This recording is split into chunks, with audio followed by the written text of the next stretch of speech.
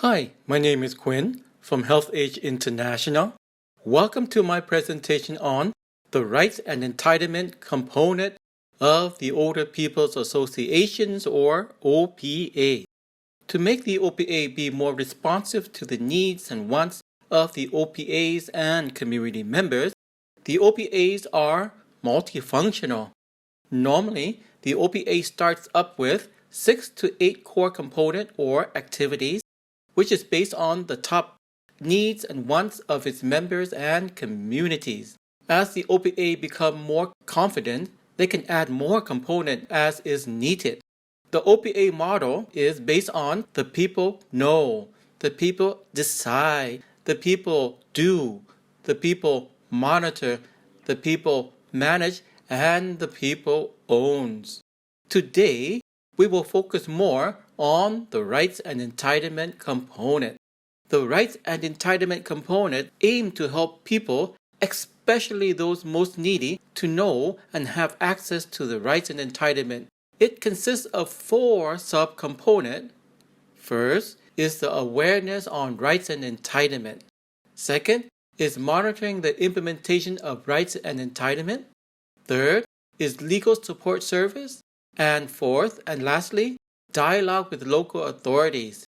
Now, let's go into more detail of each subcomponent.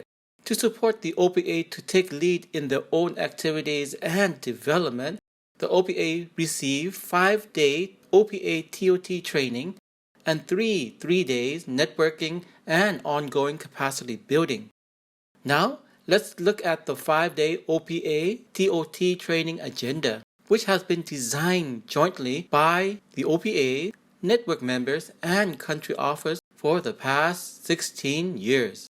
In 5 days, the OPA Management Board and local partner would need to have clear understanding and skill to set up their own OPAs, help them to take lead in the management and able to fulfill all the bookkeeping, financial, and organization management reporting requirements. With respect to the rights and entitlement component, the component only has 1 hour and 45 minutes to cover all 4 subcomponents. The first subcomponent is the awareness on rights and entitlement. To support the OPA to manage the component, the OPA has the right and entitlement manual. The manual is very countries and location specific. Each country office or implementing partners would need to adjust it to the local context. This booklet has 3 parts. Part 1 covers OPA rights and entitlement, 4 subcomponents. What is it and how does it manage? Part 2 is information on rights and entitlement based on law, policies and programs relating to aging, genders, and other key social protection policies in the form of Q&A. Part 3 is the appendix, which has key policies and programs attached for the OPA to study and refer to. No matter what country we go to, awareness on rights and entitlement is often very low within the general public, but especially among older people. And one of the biggest challenges we face is how to provide rights and entitlement information to the people that needs it the most, that is easy for the people to understand, remember, and use. Unfortunately, most legal documents around the world are normally not written for the general public. So over the years, we have found the Q&A method to be the most popular among older people. For example, here is a question. I am 63 years old. I am poor, living alone. What are my entitlements? The next column will have all the rights and entitlements this person should have, with clear policy names and number, descriptions of the rights and entitlement, and who and where is responsible for this rights and entitlement.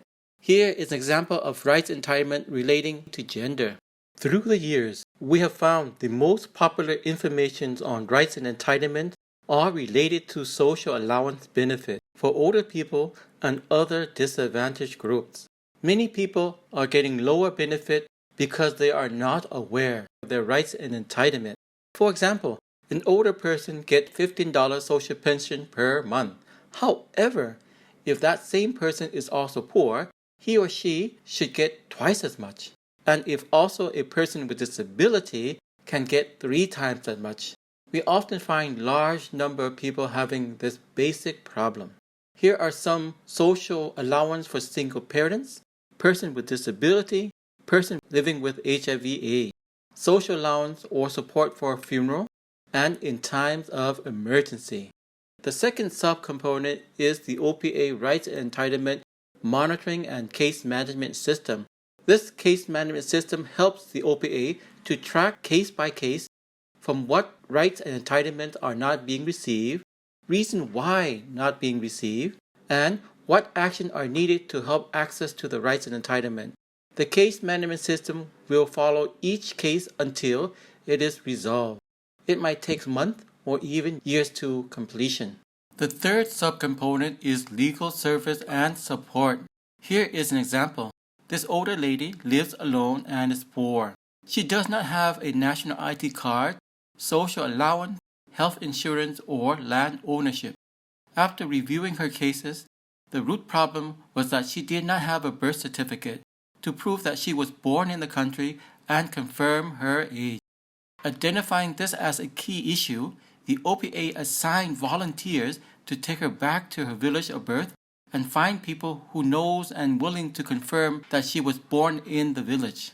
With that, they went to the village committee to obtain an official letter verifying her status. She is then able to apply for a birth certificate. With the birth certificate, the OPA then helps her to get her national ID cards, apply for OH allowance, get free health insurance, and help her to register ownership of the land that she has lived on for the past 50 years. This whole process took more than a year. This is an example of how the OPA brings the human rights theory down into the life of the people. Last and the fourth subcomponent is the regular dialogue meeting with local authorities and or policy makers. This activity consists of many smaller sub-activities. For example, organizing community and OPA meeting to get input for the dialogue meetings. After that, the OPA would draft and finalize the request proposal, highlighting the rationale as well as the offer or contribution. Then organize dialogue meeting with the local authorities. If approved, the OPA would conduct follow-up actions to monitor and evaluate the actions.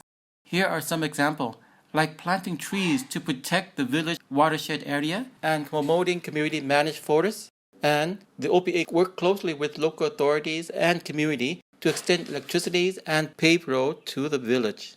The third part of the Rights and Entitlement Manual is the appendix, which normally has most useful policy documents. Here are some examples. First, laws on older person. Second, national programs on older person from 2021 to 2030. Third, national scale-up of OPAs. Fourth, social allowance policy. Fifth, national health care program for older people. And sixth, laws on gender equality. The rights and entitlement session normally ends with the rights and entitlement component targets. For example, conduct at least 2 talks on rights and entitlement per year, organize at least 2 dialogue meetings with authority or policy makers, provide legal support service to at least 10 cases per year. Fourth, input into policies and programs relating to aging and or development when asked. Thank you.